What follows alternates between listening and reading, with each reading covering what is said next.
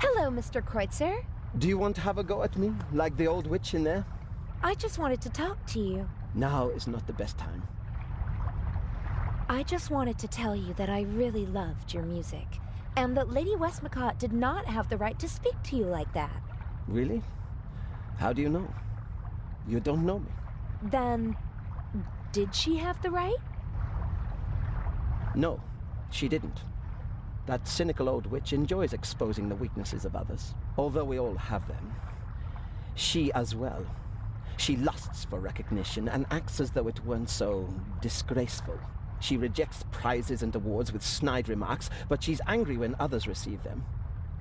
She needs to know that she's better than others. You seem to know her quite well. I've only met her once or twice, but I know her son and some of her friends. One friend of hers supported me for a long time. No one is brave enough to say it to her face, but everyone hates her. Her or her success? You're so talented. Why aren't you performing on the world's great stages? Fate, perhaps. Or bad luck. My parents opened every door for me and my sister and expected corresponding careers. Over-ambitious parents who force their children to play music? No, it wasn't like that. I loved it. I loved to play the violin. They didn't have to force me. I wanted to do it on my own. I thought I would achieve my goals if only I worked hard enough. But it was not to be. What happened? In a more dramatic story, I'd say that I broke my hand just before my big break, or that I was rejected because of my nationality or my name, or that I was brought down by a conspiracy. But nothing like that ever happened.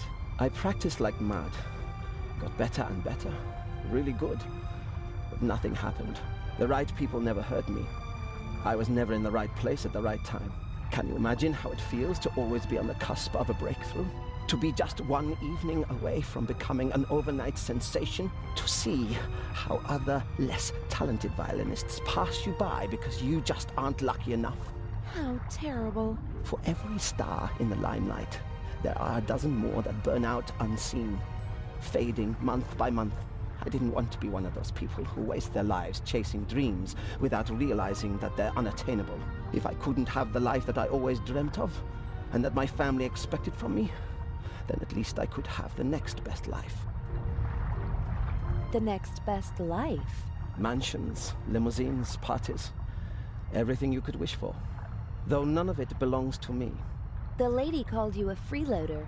An ugly word, but maybe not so far from the truth. I move with the rich and famous, and at first glance, I live exactly the life my father always wished for me. A carefree life, easygoing. And I play the violin, which I always loved to do. But it's not really like that. It's empty. My life is just a shell. A show, and everyone knows it. I loved something once, and I burned for it. But now, the violin is just an accessory for practicing my real profession. And your family? How could I ever look them in the eyes? A failed violinist who gave up. What does the future hold for you? Isn't it obvious? My hands are starting to shake from alcohol. What will be left once I lose my good looks? I'll have nothing then. And so I'll put an end to it all. You can't say things like that. With my father's pistol, I always have it with me. It's gone! Fate won't even grant me a quick death. Don't you think you can still make it? No. It's too late now. The real question is, did I give up too quickly back then? I don't know. Thank you for listening. Goodbye, Mr. Kreutzer.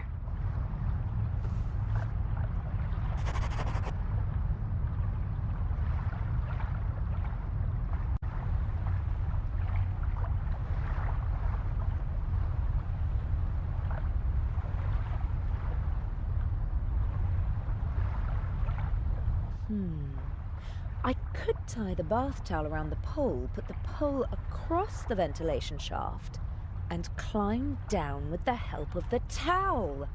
Sounds like a plan.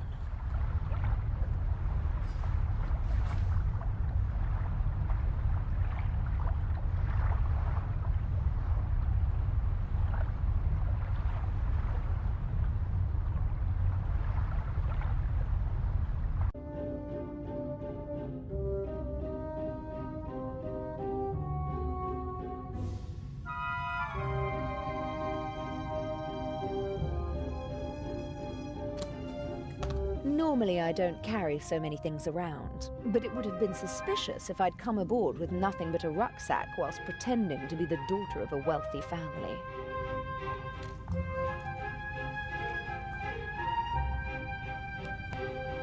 I got this necklace from my father. It's supposed to remind me that money isn't the most important thing in life. If all you've got is this penny, as well as family and friends, then you're a very rich girl, he said. I'll take it with me. It'll bring me luck.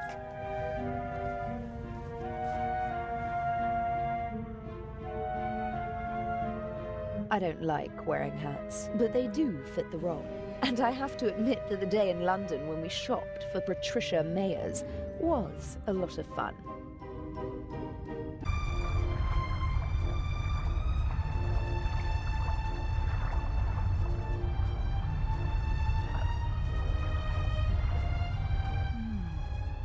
The penny might be the right size.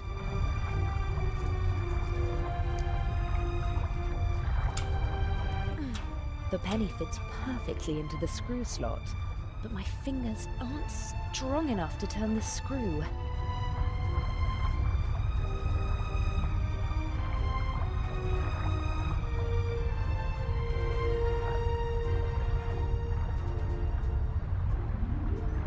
That's it.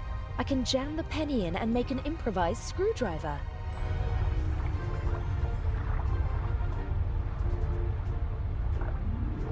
Right.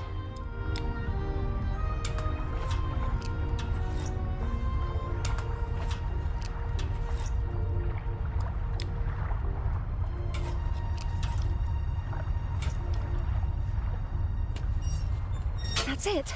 I just hope that this is the right shaft.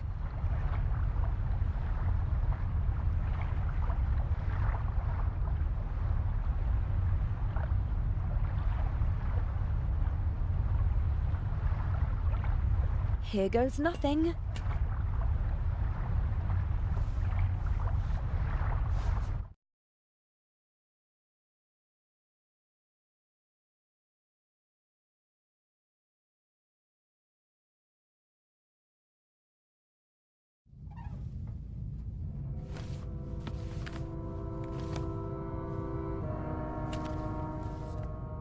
Ah, Jakob Aust. I finally got you. I'll have them arrest you and justice will be done. Can I be of assistance, madam? Yes, you can get out of the way. Shall I tidy up, madam? No, it's time to celebrate. Excellent. The coast is clear.